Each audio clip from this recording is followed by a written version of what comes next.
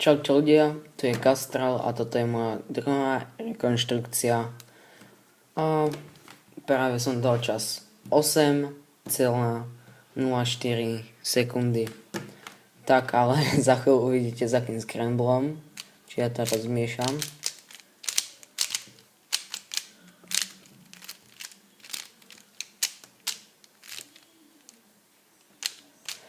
Tak, toto je scramble. Hneď som videl, že začal som teda na bielej. A hneď ako prvé som videl, že mám zložený jeden pár a 3 hrany.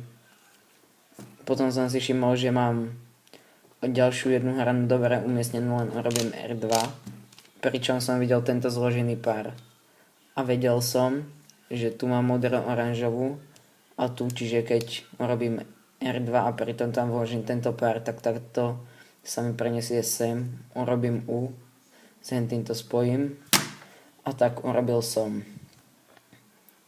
že som nastavil ako keby ten slot, vložil som modro-červenú, tu sa mi preniesla tá modro-oranžová, čiže som to zložil a tuto som videl tieto dva, tak tie som robil pomocou algoritmu. Videl som veľmi jednoduché OLL a na nešťastie mi padla G-perm.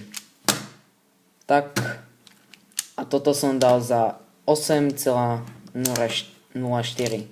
sekundy. No podľa mňa si to ani nezaslúžim, ale easy peasy scramble. Tak